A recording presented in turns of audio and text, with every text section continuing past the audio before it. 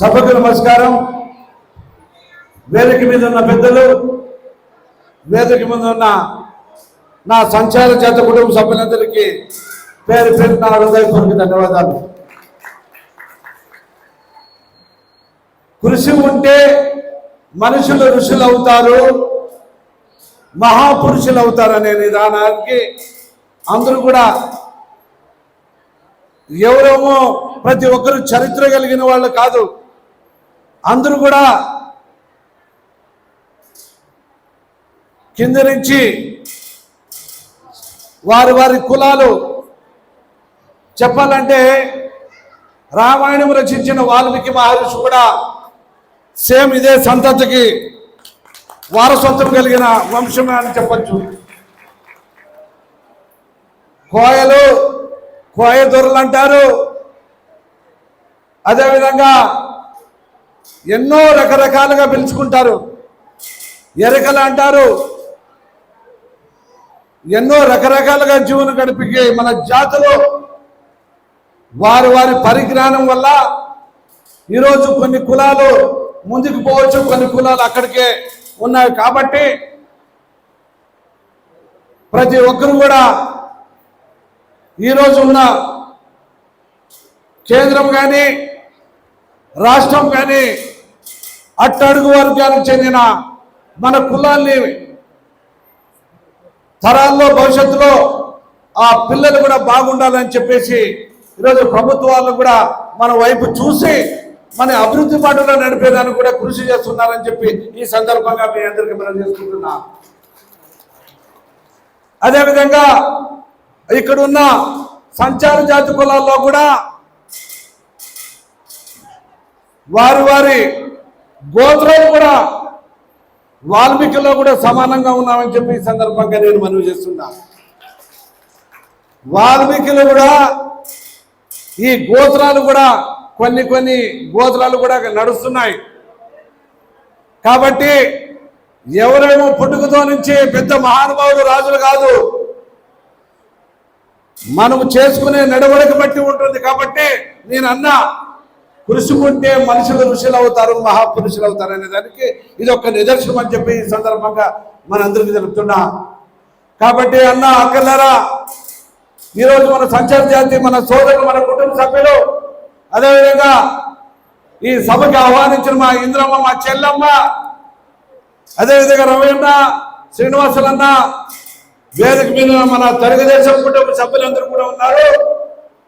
ఈరోజు మీ అందరికీ మాటిస్తున్నాం, మన రాష్ట్రానికి నారా చంద్రబాబు నాయుడు ముఖ్యమంత్రి పెద్ద ఆయన అట్టడుగు వర్గానికి చెందిన ఎస్సీ, ఎస్టీ, బీసీ, మైనార్టీలు అందరూ కూడా ఒక సమానంగా తీసుకుపోయి భవిష్యత్తులో వాళ్ళ కుటుంబాల్ని, వారి పిల్లల్ని అందరిని ఆదుకోవాలనే మంచి ఉద్దేశంతోనే 24 గంటలు పనిచేసే నాయకుడు ఒక నారా చంద్రబాబు నాయుడు పెద్ద ఆయన అని చెప్పి ఈ సందర్భంగా నేను అనుకుంటున్నాను.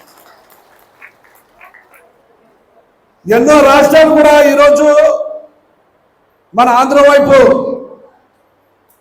విపత్తు వచ్చి, విజయవాడ, గుంటూరు అవన్నీ విపత్తు వచ్చి వర్షాలతో ఎన్నో అతలకుతలమైతే 75 సంవత్సరాలు కలిగిన మన ముఖ్యమంత్రి నారా చంద్రబాబు నాయుడు బోట్లలో పోయేసి వారి కష్టాలు తెలుసుకున్నాడంటే ఎంత పెద్ద ఆయనకి ఆ వయసులో కూడా ఎంత సహనం ఉందంటే మనందరం కూడా తెలుసుకునే అని చెప్పచ్చు. అలాంటి కష్టాలు తెలిసే నాయకుడు ఈరోజు మనం అట్టడుగు వర్గానికి చెందిన వారిని మంచి భవిష్యత్తు ఇచ్చే రాజకీయంగా కానీ, వాళ్ళ కుటుంబాలు కానీ, వాళ్ళ పిల్లల భవిష్యత్తు కానీ తీర్చిదిద్దేదానికి ఎప్పుడు ముందుంటాడని చెప్పి ఈ సందర్భంగా నేను మనవి చేసుకుంటున్నా. కేంద్ర ప్రభుత్వాలు కూడా మనకు అట్టడుగు వర్గానికి చెందిన వారిని ఎన్నో మంచి ప్రయోజనాలకరమైన మంచి కార్యక్రమాలు పెట్టి ఈ సంచార జాతులు, ఎస్సీ, ఎస్టీలు అందరూ కూడా ఒక మంచి తీర్చిదిద్దాలని, ఒక ఎడ్యుకేషన్ కానీ, ఒక హెల్త్లో కానీ అన్ని విధాలుగా తీర్చిదిద్దేదానికి మంచి భవిష్యత్తు ఉంటుంది. కాబట్టి అదేవిధంగా 32 కులాలు ఉన్న సంచార జాతుల్లో వాళ్ళు కూడా బీసీఏలో ఉన్నారని చెప్పడం జరిగింది. అదేవిధంగా కొన్ని ఎస్సీలో ఉన్నారు, ఎస్టీలో ఉన్నారు. వారు ఏ రకంగా మీరందరూ మీ డిమాండ్ల ప్రకారంగా ఉంటే నేను కూడా ఒక ఎమ్మెల్యేగా మీ కుటుంబ సభ్యుడిగా చెప్తున్నా, రాబోయే రోజుల్లో అసెంబ్లీలో కూడా మీ వంతు నేను మాట్లాడతానని చెప్పి ఈ సందర్భంగా నేను మనవి చేస్తున్నా. మీరందరూ కూడా సంచార జాతులకు సంబంధించిన నా కుటుంబ సభ్యులందరూ చెప్తున్నా, నా లెటర్ ప్యాడ్ పైన ప్రధానమంత్రి నరేంద్ర మోడీ పెద్ద ఆయన కానీ, మన రాష్ట్రంలో నారా చంద్రబాబు నాయుడు పెద్ద ఆయన ముఖ్యమంత్రి కానీ నా లెటర్ ప్యాడ్ ఇచ్చి మన జాతులకి ముందుకు తీసుకోవాలనే సందర్భం కూడా నేను లెటర్ కూడా ఇచ్చి మీకు పంపిస్తానని చెప్పి ఈ సందర్భంగా మనం చేసుకుంటున్నాం. అదేవిధంగా ఈ గుంటకల్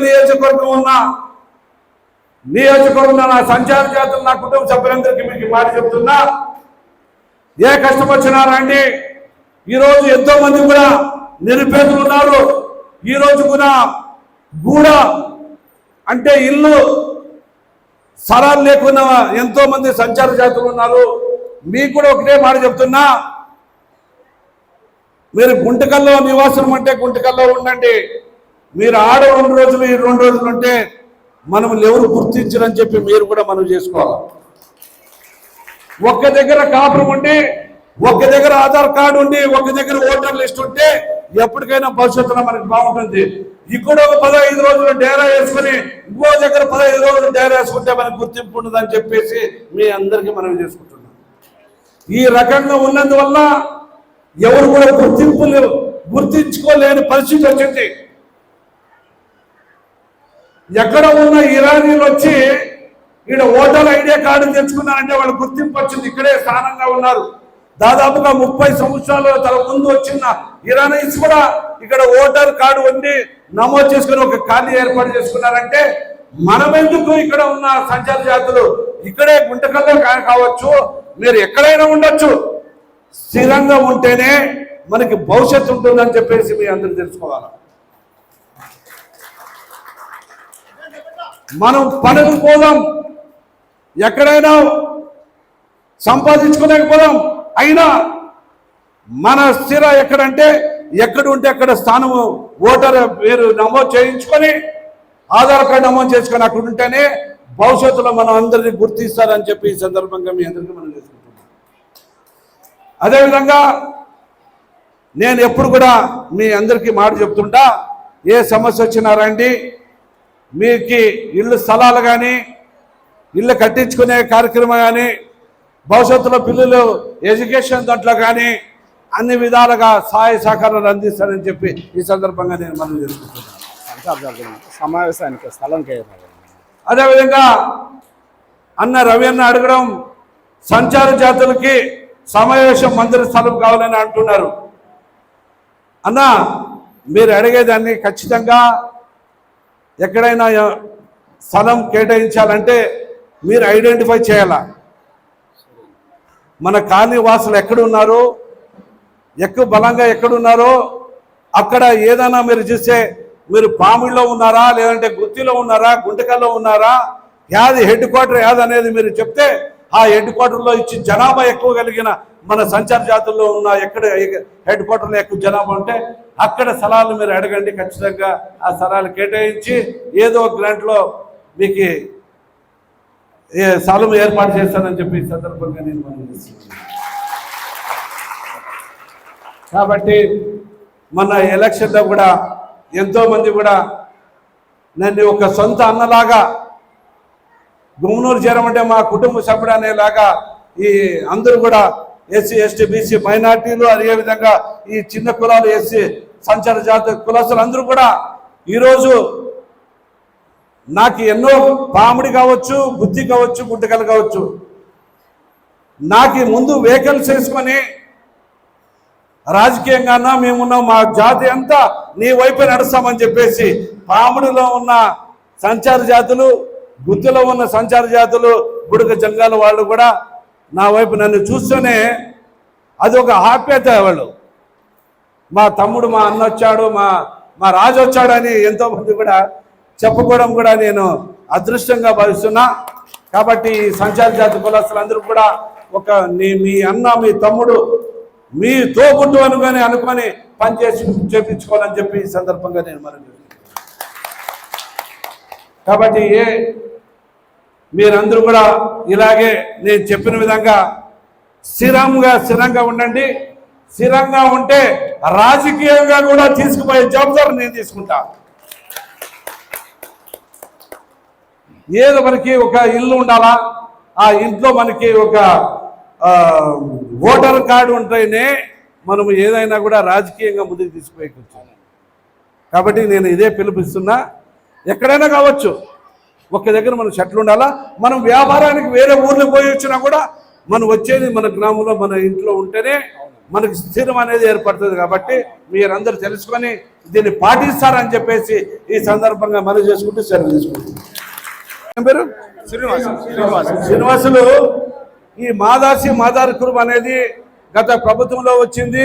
ఆ రోజు మంత్రులు ఉన్న మేము కానీ శంకరనారాయణ గారు అందరూ కూడా ఉన్నారు. కాబట్టి ఇది ఒక ఎంఆర్ఓతో చేసే పని కాదు. ఇది రాష్ట్రంలో పెద్దోళ్ళు నిర్ణయం తీసుకునే పని. కాబట్టి అది ఏదైనా ఉంటే పైనకి తీసుకుపోదాం. ఖచ్చితంగా ఈ చిన్న మాదారి కురుబ సోదరులకు కూడా మాట చెప్తున్నా, రాబోయే రోజుల్లో కేంద్రం కానీ మనకి రాష్ట్రంలో ముఖ్యమంత్రి నారా చంద్రబాబు నాయుడు పెద్ద ఆయనతో కానీ ఆయన సహకారాలతో మనందరూ ముందుకి మన కులాలని ఏ జాబితాలో కావాలనే దానికి ఆ పెద్ద ఆయనతో నిర్ణయం తీసుకుందామని చెప్పి ఈ సందర్భంగా మనవి చేసుకుంటూ, అదేవిధంగా మన సంచార జాతికి చెందిన చెల్లమ్మ ఇంద్రముని మన హాస్పిటల్లో, గవర్నమెంట్ హాస్పిటల్లో, ఆ హాస్పిటల్ చైర్మన్ గా నేనుంటే ఆ చైర్మన్ కింద మెంబర్ గా మా ఇంద్రమ్మని కూడా ఈరోజు ఆ పేరుని ప్రకటిస్తామని చెప్పి ఈ సందర్భంగా నేను మనవి చేస్తున్నాను. థ్యాంక్ యూ వెరీ మచ్ అన్నగారు.